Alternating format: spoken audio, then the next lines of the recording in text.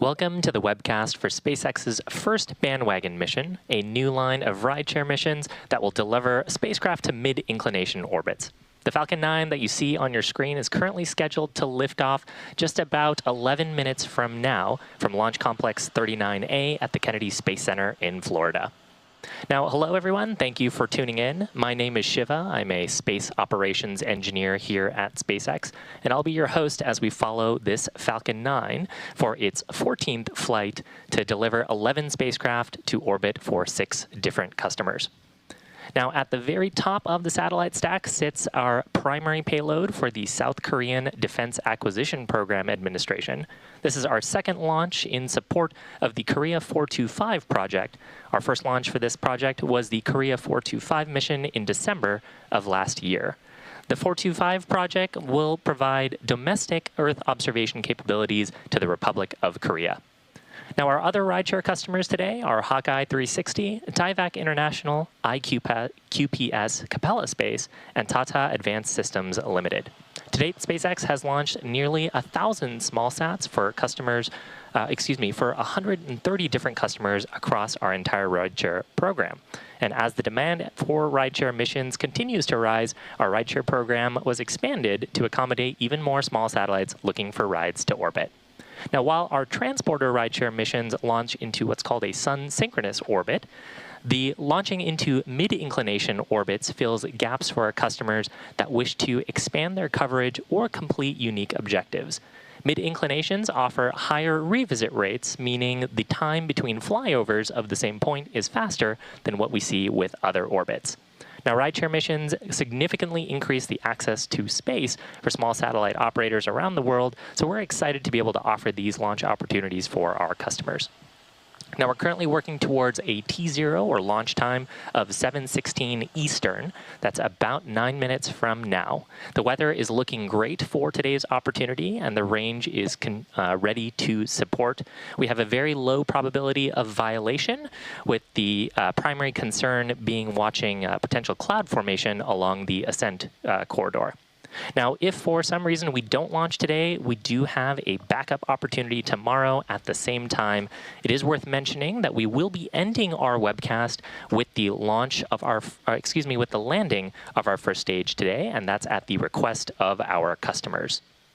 Now, Falcon 9 that's supporting today's mission is a 2-stage rocket. It's designed for reliable and safe transportation of satellites, cargo, and people. At the very top of the rocket is the payload fairing.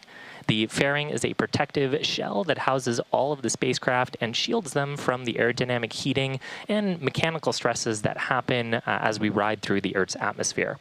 The aerodynamic shape of the fairing also contributes to Falcon 9's overall efficiency, reducing drag as we accelerate through the lower parts of the Earth's atmosphere. But once we get to the vacuum of space, those two fairing halves separate, expose the payloads within, and then those fairing halves will fall back to Earth, where we recover them to be refurbished and reused on future flights. Right below the fairing, we've got our second stage. That has a single Merlin vacuum or MVAC engine, and that'll ignite shortly after stage separation to take our payloads to their target orbits. Now, below the second stage, we've got that black carbon fiber inner stage. In that is the Merlin vacuum's nozzle. And the inner stage is what connects the 2 stages and also houses the center pusher mechanism that separates the first and second stages around 2.5 minutes into flight. Now, below the inner stage, we've got our first stage. That's also referred to as the booster. The booster makes up the bottom 2/3 of the vehicle. It's got 9 Merlin 1D engines at its base, and those engines do the bulk of the work to get Falcon 9 off the ground from the launch pad into the thinner parts of the Earth's atmosphere. About 2.5 minutes into the flight, the stages will separate. The first stage will make its way back to Earth, and it'll be attempting a land landing at LZ1 on your screen. That's landing zone number 1. That's not too far from the launch pad. Now, as I mentioned earlier, this is the 14th flight for this booster. If it's successful, the landing will mark SpaceX's 294th landing of an orbital class rocket. RP1 load is complete. We are just about T-minus 6 minutes from liftoff, all systems continuing to look healthy for an on-time liftoff. Next up, in about T-minus 2 minutes, we've got the strongback retract. So strongback, you can see it here on the right-hand side of the vehicle, also called the transporter erector, is that truss structure to the right of the vehicle. It gets the fluids and electrical power and also gets Falcon 9 out to the launch pad and into the launch position. Now, while we are waiting for strongback retract, let's talk about what it takes to get to an orbit. For any rocket and its payload to get into any orbit, the rocket not only has to go up from the ground, but then we have to start going sideways very quickly. As we ascend, we tilt the engines, that's called gimbaling, and that begins to move the rocket horizontally away from the launch site. Newton actually imagined this when he was determining how gravity would work, with the idea being firing a cannonball from the side of the planet and shooting it faster and faster and faster until it actually went all the way around the Earth. So the forces of gravity are trying to pull that cannonball back down towards Earth, but if you shoot it fast enough, it'll keep going around and eventually make it all the way around the planet. And that's basically what we're trying to do with Falcon 9, except we're using our rocket engines to do so. Now, if you pay attention during the launch today, you'll see Falcon 9 from our ground track views, and you'll see it gimbaling away from the launch pad.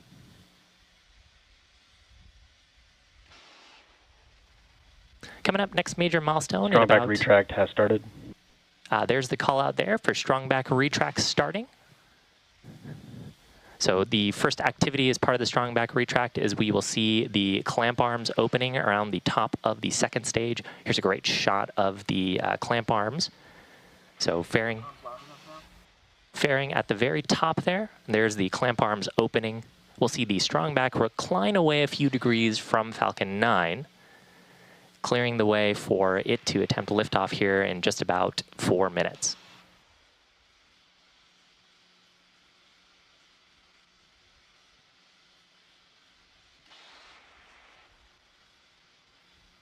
Next major milestone, we'll hear some call-outs here for propellant loading on both the first and second stages.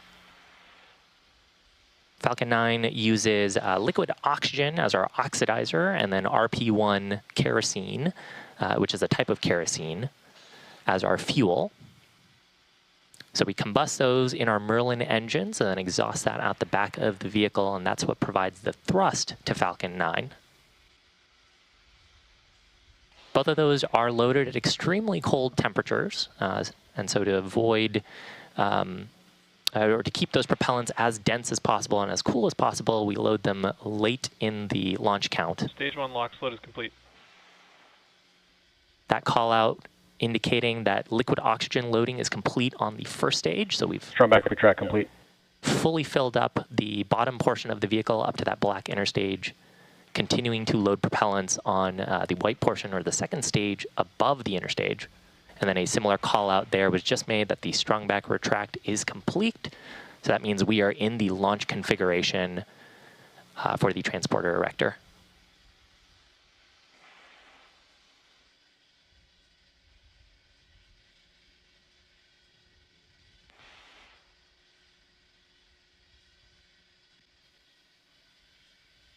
Continuing to track good weather for today's attempt.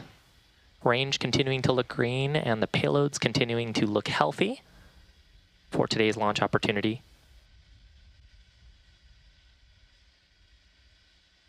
Stage 2 lock float is complete. So that call out indicating we are fully loaded with propellants, liquid oxygen, and our RP1 propellant fuel on the first stage. We'll see some venting of the lines from the transporter erector. You can see that there. That's totally normal. We're clearing those lines out ahead of our launch. Next major milestone at T-minus 60 seconds. That's when Falcon 9 will transition into startup. What that means is that the flight computers on board the vehicle will have full control of the launch countdown. That coming up at T-minus 60 seconds, and then around T-minus 45 seconds, we'll hear the final go for launch from the launch director for today's launch attempt.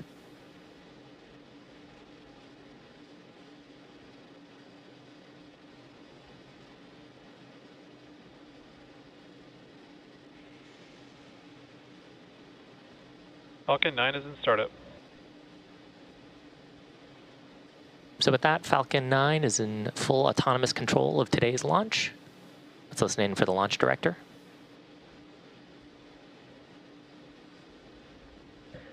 Go for launch.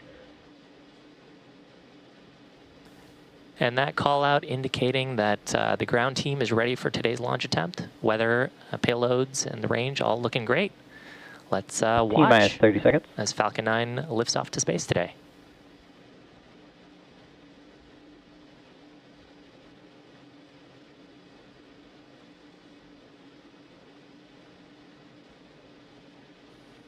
Fifteen seconds.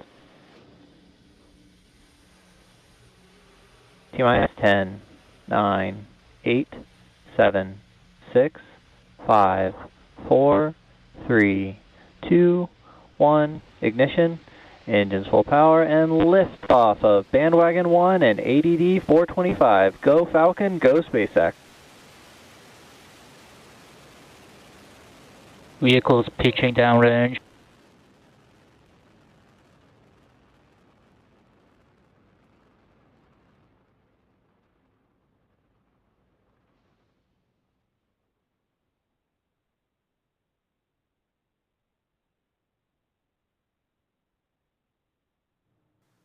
T plus 30 seconds into flight, successful liftoff of Falcon 9 on the Bandwagon-1 mission, carrying 11 customer satellites into orbit today. Nominal power and telemetry. We're lifting off from Launch Complex 39A at the Kennedy Space Center, currently throttling down those Merlin 1D engines in preparation for maximum Vehicle aerodynamic supersonic. pressure. That's, or max Q, that's the point of highest stresses on the vehicle during ascent. Max Q.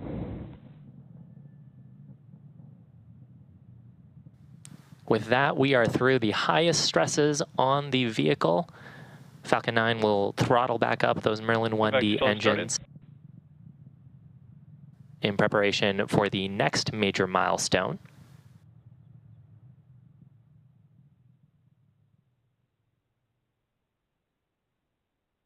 So coming up in about 45 seconds, we'll have several events in quick succession. The first of those will be MECO, or main engine cutoff. That's where all of those Merlin 1D engines will shut down on the first stage. Then we'll have the stage separation. The first stage, or the booster, is going to do a flip maneuver.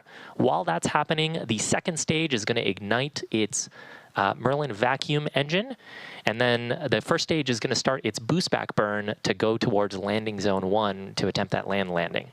So MECO, stage separation, the flip maneuver, second engine start, and then boost back burn.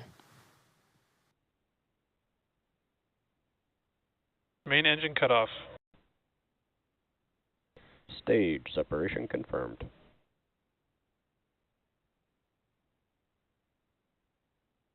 And back ignition. Stage 1, boost back startup.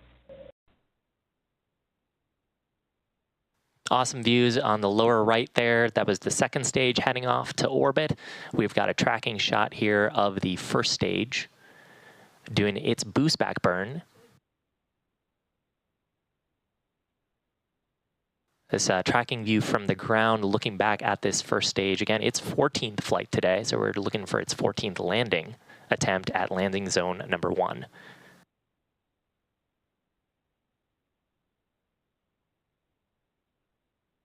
And this is a view from the cameras on board the first stage. We're looking at a shot down towards the engines. Confirmed. You can see the grid fins here. Those will deploy shortly after the boost back burn completes.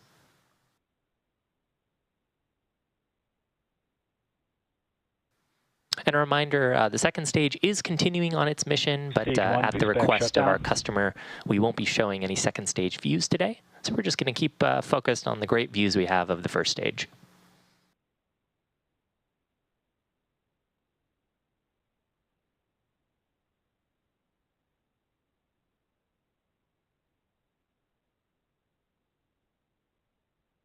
So what you're seeing here periodically are some white gas coming out of the first stage.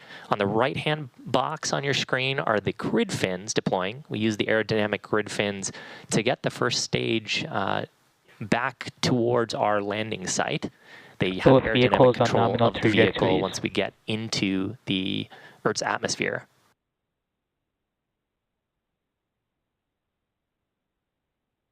Those white plumes that you're seeing are of an attitude control gas. We use, those are referred to as cold gas thrusters. So we have some gas stored on the vehicle, and since there isn't very much atmospheric force this high up in the atmosphere, we have to give ourselves little puffs of thrust to orient the vehicle, get the heat shield pointed down, and get the vehicle in the entry attitude to come back towards landing zone 1.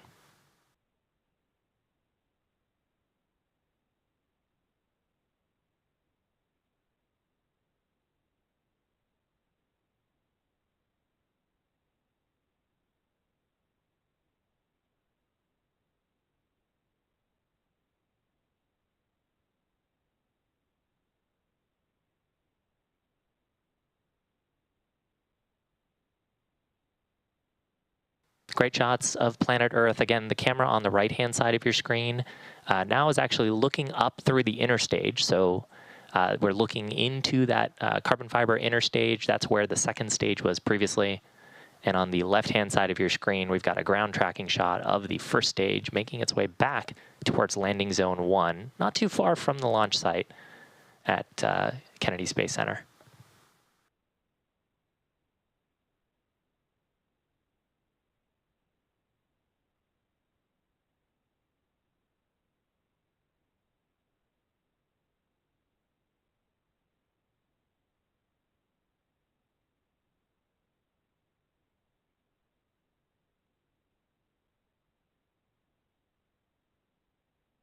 Now we're coming up on the entry burn for the first stage.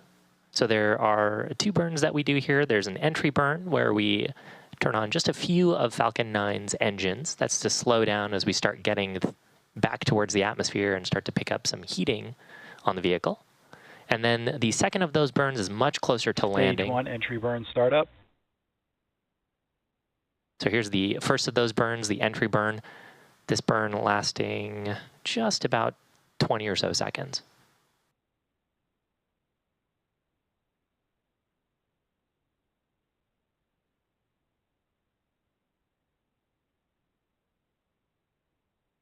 Stage 1 entry burn shutdown.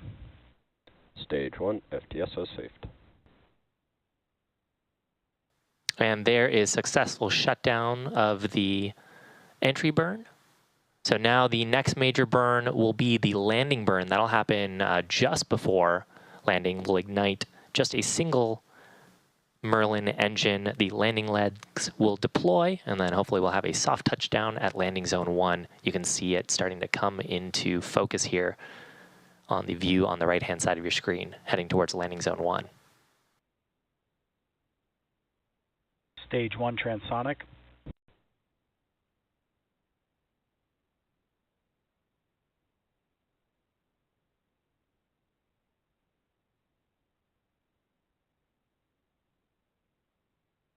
Stage 1 landing burn. Stage 2 FTSO saved. And there is the startup of the single center Merlin engine for landing burn. We'll see the the landing legs deploy here.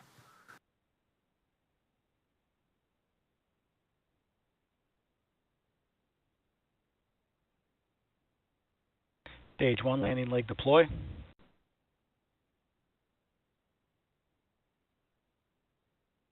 And there is successful landing of our first stage. That marks for the 14th landing on this particular booster, 294th landing of an orbital class rocket. We also heard a call out there for nominal orbit insertion cutoff and then nominal orbit insertion. So that means the second stage is well on its way for the rest of our mission. But with our first stage landed, that's going to bring our webcast coverage to a close for today. If you're interested in learning more about today's payloads and the deployments, please head to our customers' websites to find out more information. And we want to thank all of our rideshare customers today for their support on today's mission, all of our viewers for tuning in. Thanks for joining us today, and we'll see you for the next one.